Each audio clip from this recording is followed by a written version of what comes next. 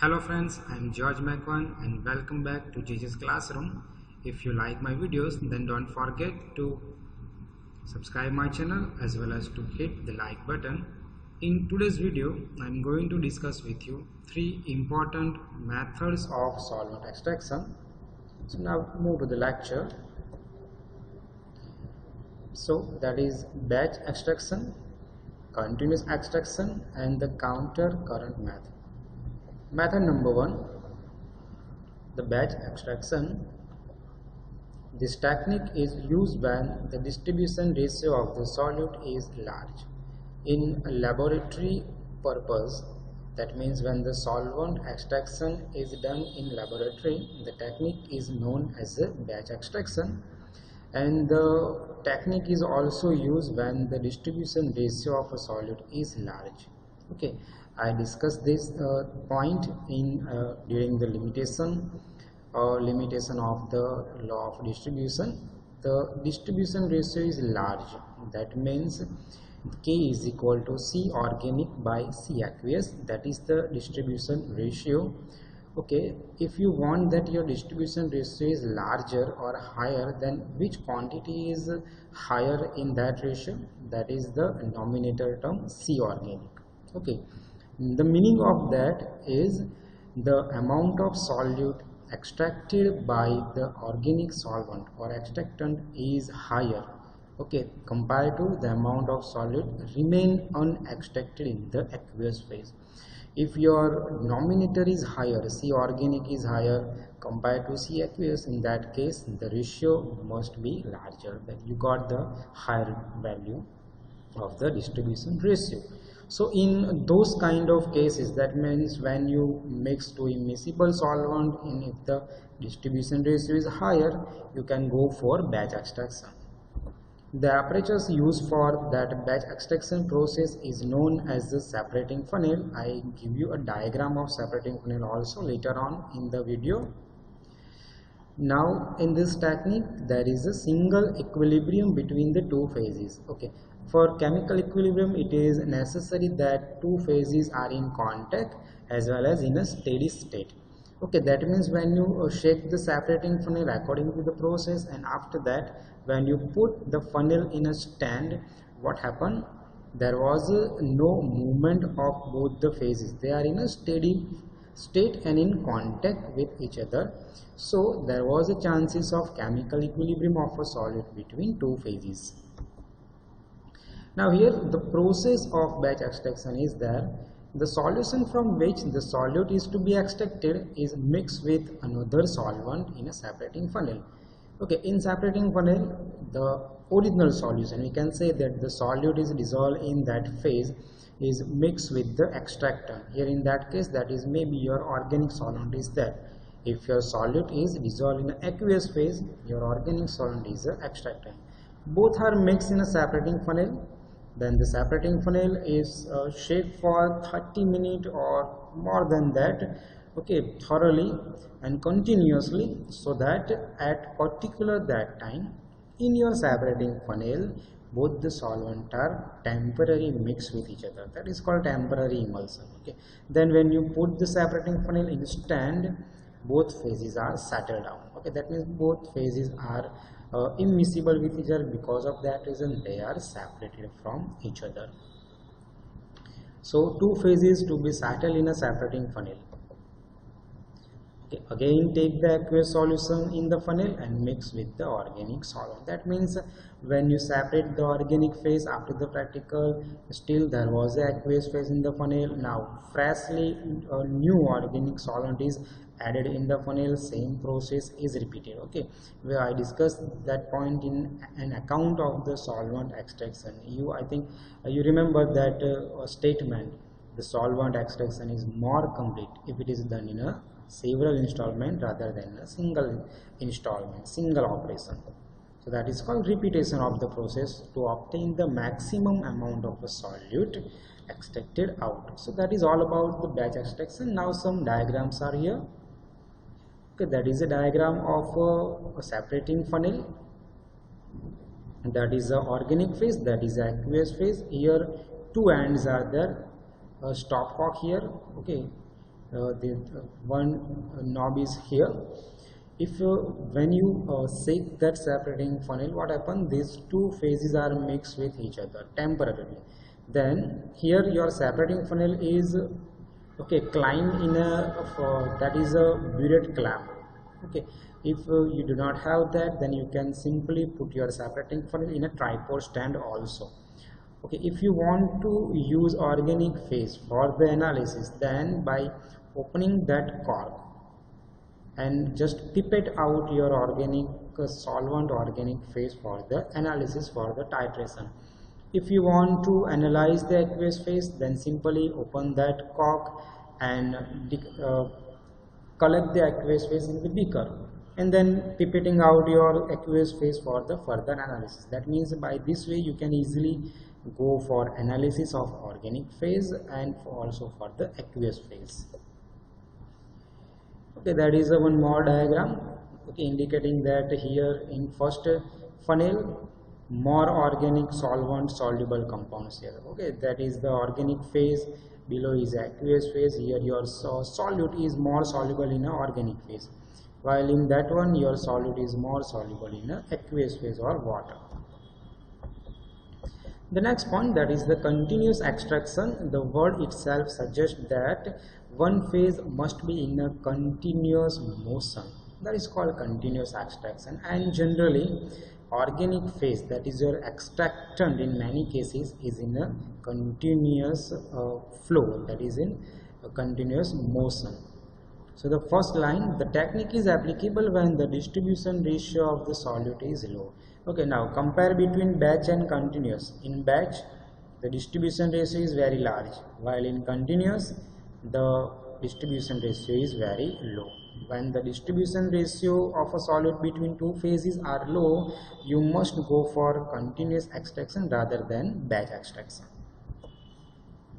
In this technique there is a continuous flow, as I told you earlier that there was a continuous flow of organic solvent through the solution from which the solute is to be extracted. Okay, we can say that I can give you one example of a train. Okay, there was a, we consider train as a mobile phase, continuous phase, and okay, जो उसकी पटरियाँ होती है उसे हम ले सकते हैं as a original solution. वो जो भी पटरियाँ है वो स्टेडी स्टेट में है, ओके, लेकिन वो जो ट्रेन है वो कंटिन्यूस मोशन में रहती है. So by imagining that example of train, you can easily imagine the process of continuous extraction. Organic solvent or the extractant is in a continuous motion. Okay. In this technique there is no perfect equilibrium between the two phases. Yes, there was no perfect equilibrium. Why?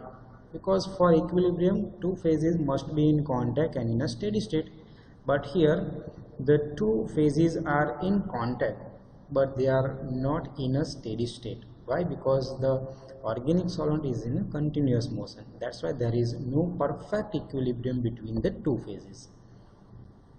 The solvent is continuously withdrawn from the second end of the mixture. दूसरे end से हम उसे continuously organic solvent को निकालते रहेंगे for the further quantitative analysis.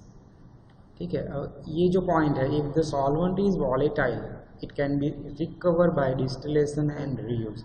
ठीक है, जो भी आप ऑर्गेनिक सॉल्वेंट को कंटिन्यूसली विड्रॉ कर रहे हैं, क्या होगा अगर वही ऑर्गेनिक सॉल्वेंट आपको फिर से प्रैक्टिकल में यूटिलाइज करना है तो कैसे कर सकते हैं? अगर वो सॉल्वेंट आपका वॉलेटाइल है लाइक एसीटोन और alcohol, then you can go simply for distillation.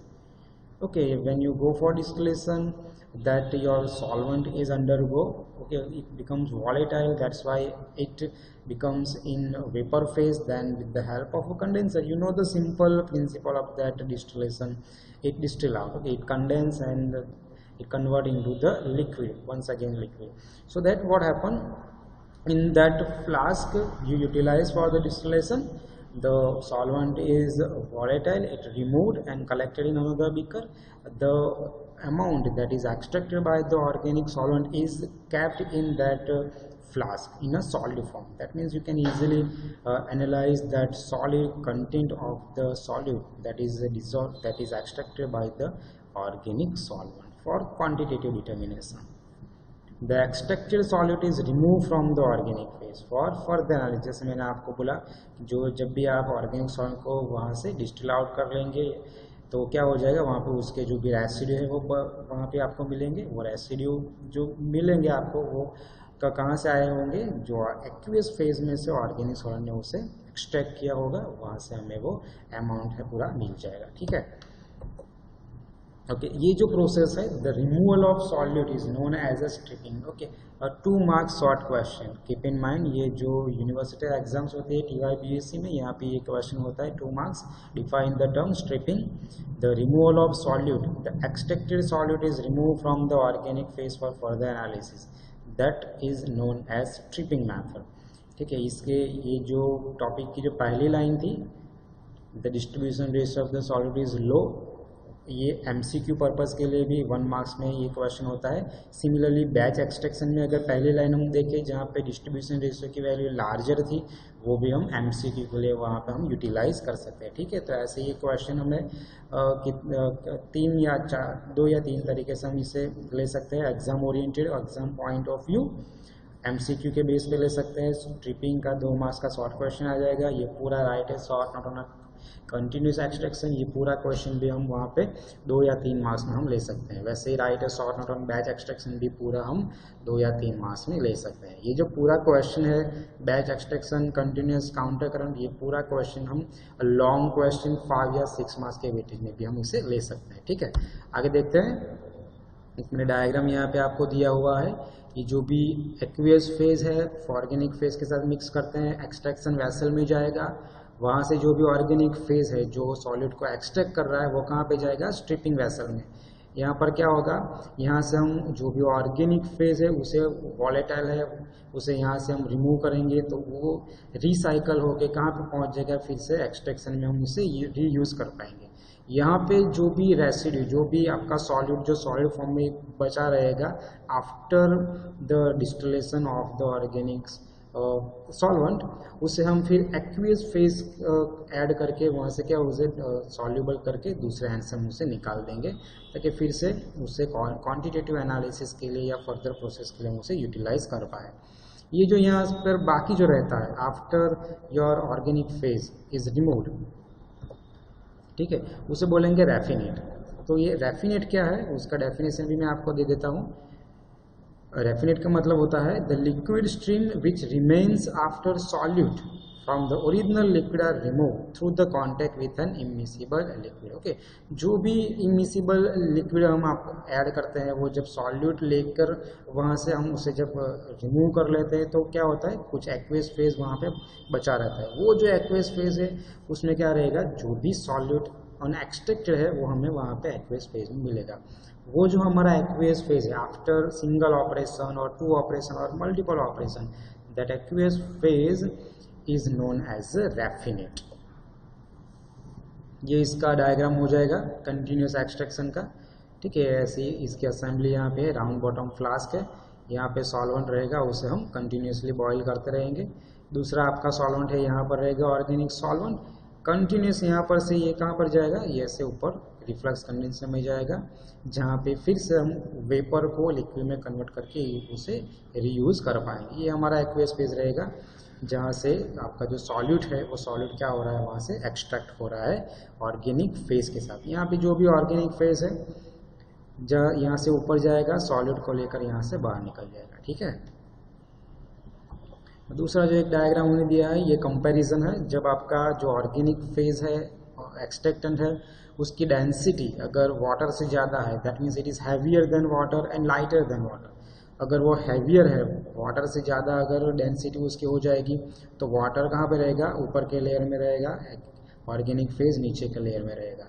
अगर इसका रिवर्स कर देंगे, अगर ऑर्गेनिक फेज की डेंसिटी वाटर से कम है तो वहाँ पर क्या हो जाएगा, ऑर्गेनिक फेज है वो पूरा ऊपर के लेयर में चला जाएगा और एक्वियस फेज वहाँ पर नीचे के फेज में आपको मिलेगा। ठीक है, तो ये हो गया।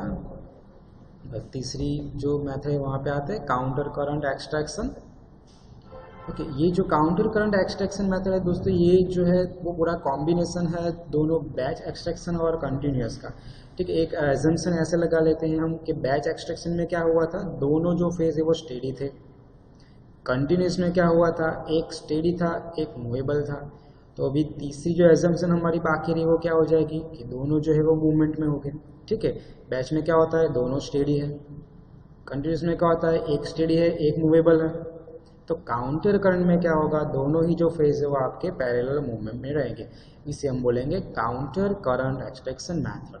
ठीक है, तो जो पहली लाइन हमें दी गई है, in continuous counter current extraction method there is a vessel stainless steel और concrete tank are provided with the heating as well as cooling columns. ठीक है, ये हमारा जो है पूरा सेटअप हो जाएगा। जो आपका ओरिजिनल सॉल्यूशन है जिसमें आपका सॉलिड डिसॉल्व करके दिया है वो कहाँ पे रहेगा, वो स्टेनलेस स्टील में रहेगा, कंक्रीट टैंक में रहेगा। और दूसरी जो वेसल है एक्सट्रैक्शन वेसल, जहाँ पे हम हमारा ऑर्गेनिक सॉल्वेंट वहाँ पे ऐड करने वाले हैं एक्सट्रैक्शन के लिए, वो अगर कंक्रीट टैंक से वर्टिकली अगर रखा हुआ होगा, वर्टिकल ऐसे हो जाएगा, वर्टिकली अगर रखा हुआ होगा तो उसे हम क्या बोलेंगे, कॉलम बोलेंगे।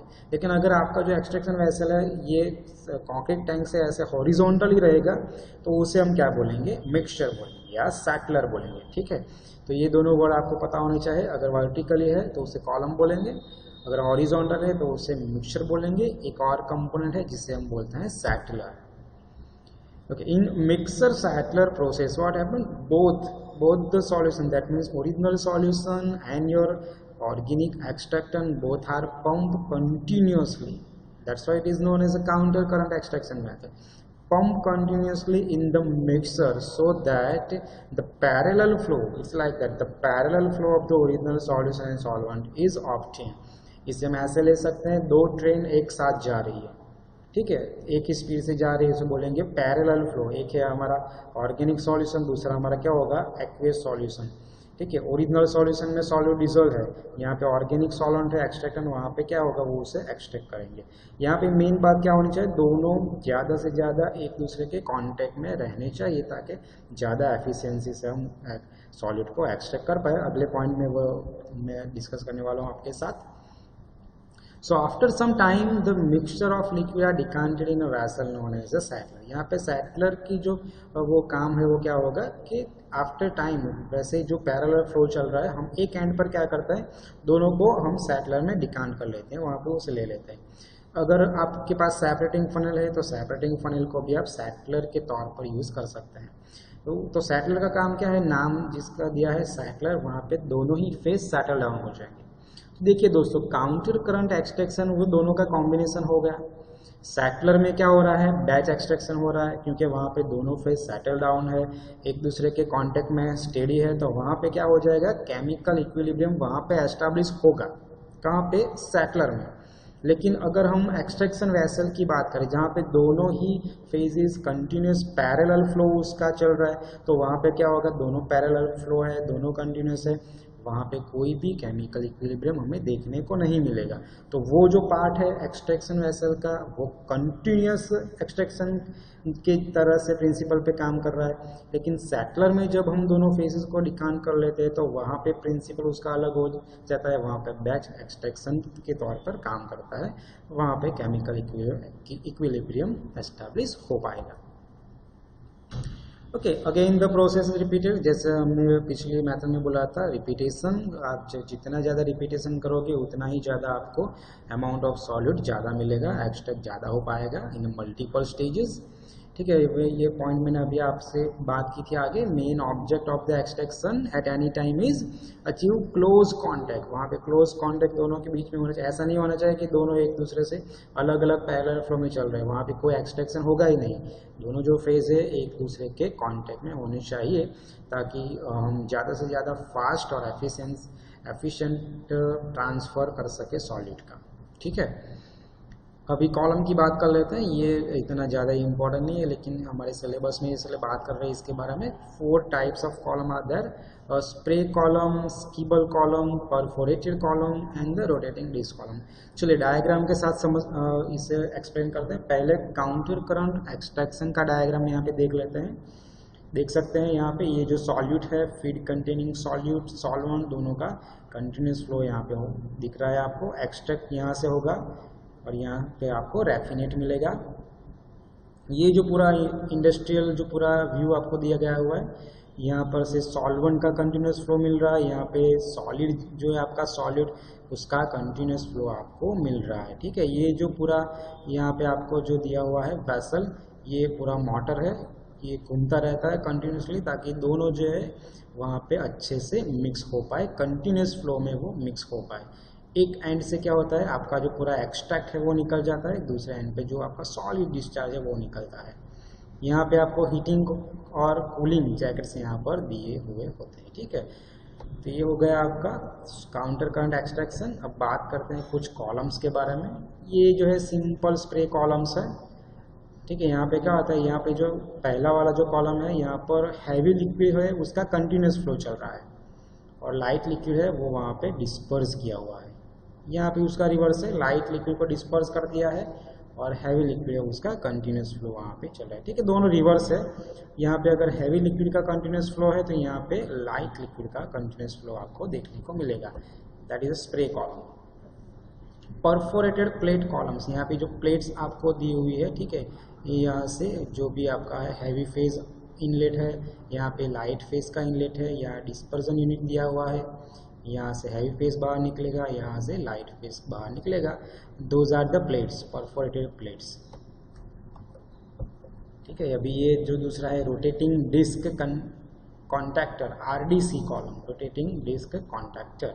ठीक है, जैसे यहाँ पे आप देख सकते हैं यह कॉलम में क्या होगा, ये जो उसका जो पूरा शाफ्ट है, ये यहाँ पर उसका रोटर्स है, वो कंटिन्यूस यहाँ पे घूमता रहता है ताकि वो जो पूरा आपका हैवी फेज लाइट फेज हो वो मिक्स हो पाए। ठीक है, कंटिन्यूस मोशन में हो पाए।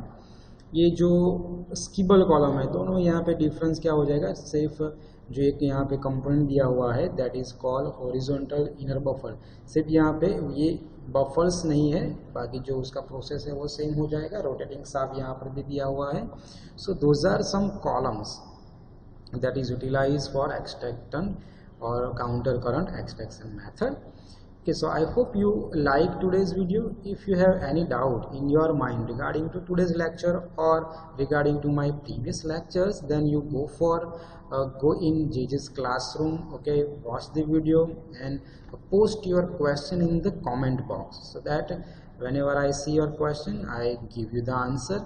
आप मुझे और भी कई टॉपिक जो है वो आप सजेस्ट कर सकते हैं जिसके ऊपर आप चाहते हैं कि मैं वीडियो आपके लिए बनाऊं। So thanks for watching friends, have a good day.